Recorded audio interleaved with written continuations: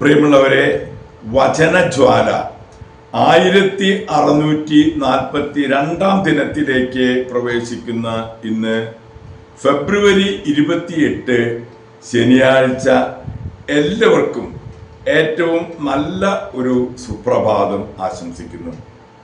നാം വലിയ നോമ്പിലൂടെ കടന്നു പോകുമ്പോൾ ഇന്ന് 13-ാം ദിവസത്തിലേക്ക് പ്രവേശിച്ചിരിക്കുകയാണ്.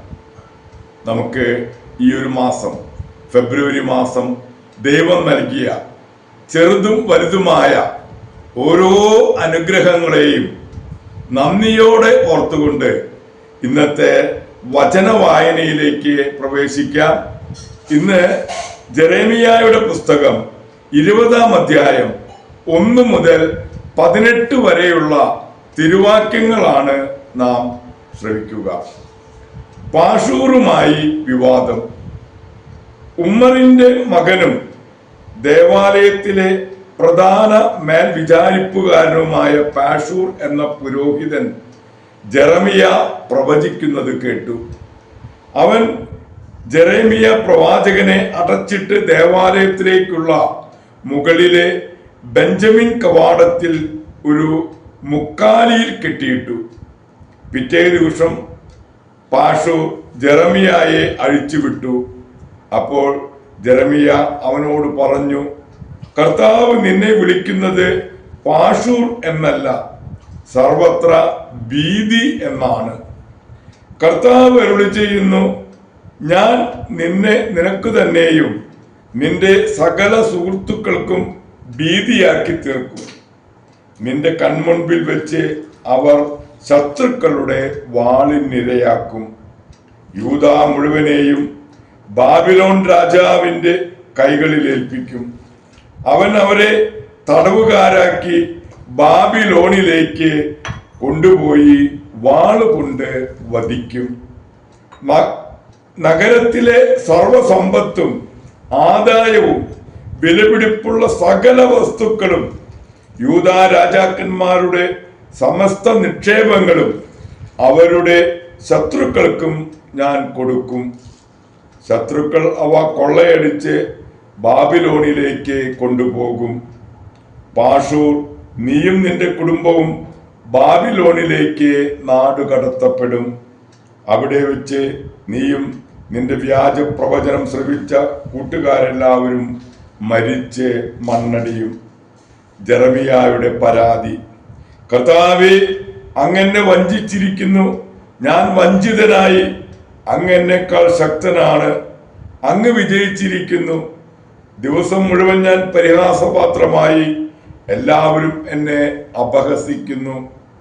വായ് തുറക്കുമ്പോഴൊക്കെ ആക്രമം, നാശം എന്നാണ് ഞാൻ വിളിച്ചു പറയുന്നത്.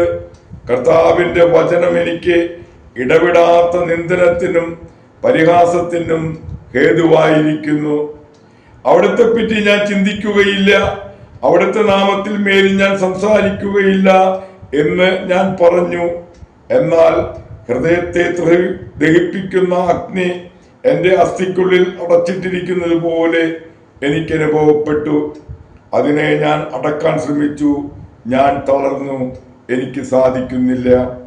പലരും അടക്കം പറയുന്നത് ഞാൻ കേൾക്കുന്നു. സർവത്ര ഭീതി. അവനെതിരെ ആരോപണം നടത്തുക, നമുക്കവനെതിരെ കുറ്റാരോപണം നടത്താം. എൻ്റെ കൂട്ടുകാരായിരുന്നവർ ഞാൻ വീഴുന്നത് കാണാൻ കാത്തിരിക്കുകയാണ്. അവന് വഴിതെറ്റിയേക്കാം, അപ്പോൾ നമുക്ക് അവന്റെ മേൽ വിജയം നേടാം, പ്രതികാരം നടത്തുകയും ചെയ്യാം. എന്നാൽ ധീരയോദ്ധാവിനെ പോലെ കർത്താവിന്റെ പക്ഷത്തുണ്ട്. അതിനാൽ എൻ്റെ പീഡകർക്ക് കാലിടറും. അവർ എൻ്റെ മേൽ വിജയം വരിക്കുകയില്ല. അവർ വല്ലാതെ ലജ്ജിക്കും. അവർക്കുണ്ടാകുന്ന നിത്യമായ അപമാനം ഒരിക്കലും വിസ്മരിക്കപ്പെടുകയില്ല.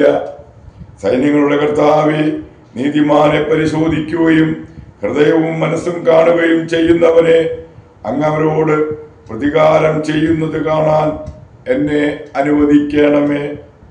അങ്ങിലാണല്ലോ ഞാൻ ആശ്രയിക്കുന്നത്.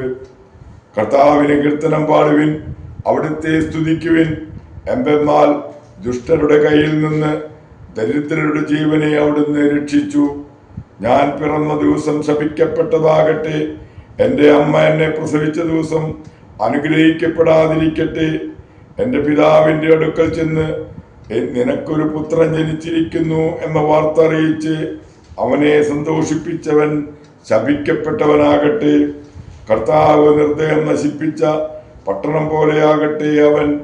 രാവിലെ നിലവിളിയും ഉച്ചയ്ക്ക് പോർവിളിയും അവനെ കേൾക്കാനിടവരട്ടെ. എന്തുകൊണ്ട് അവൻ എന്നെ പിറക്കുന്നതിന് മുൻപ് കൊന്നില്ല? എൻ്റെ അമ്മയുടെ ഉദരം എന്നേക്കും എൻ്റെ ശവകുടീരമായിരുന്നു. എന്തിനാണ് ഞാൻ ഉദരത്തിൽ നിന്ന് പുറത്തു വന്നത്? അധ്വാനവും സങ്കടവും കാണാനോ? എൻ്റെ ദിനങ്ങൾ അവമാനത്തിൽ കഴിച്ചു കൂട്ടുന്നതിനോ? ദൈവത്തിൻ്റെ തിരുവചനമാണ് നാം ശ്രവിച്ചത്.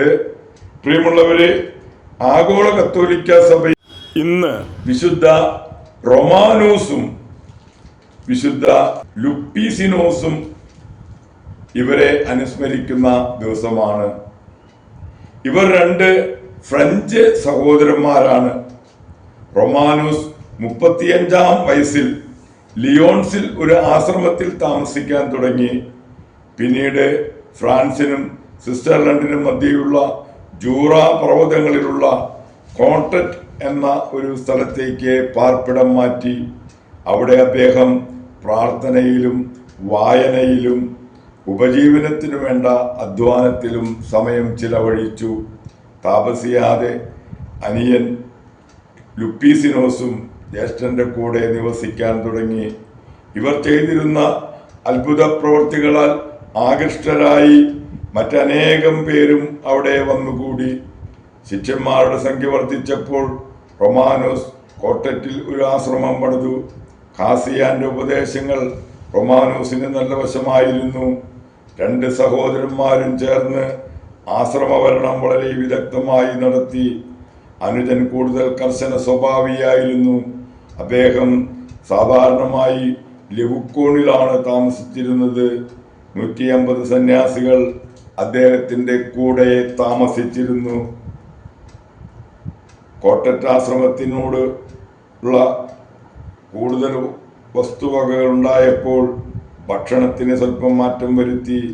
അതുവരെ ഉപ്പും എണ്ണയും കൂടാതെ ബാർലിയും പയറുമാണ് അവർ കഴിച്ചിരുന്നത്.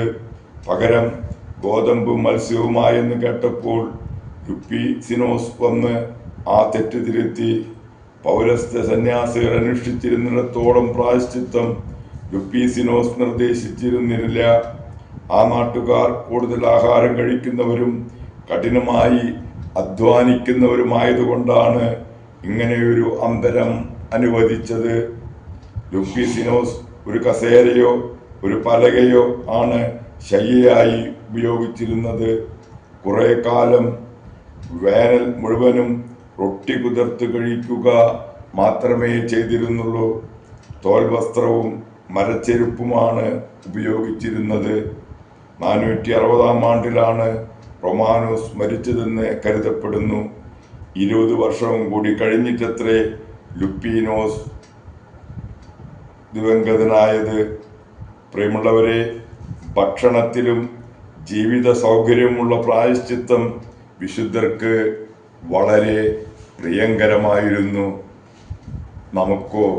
നാം ഒന്ന് ചിന്തിക്കണം.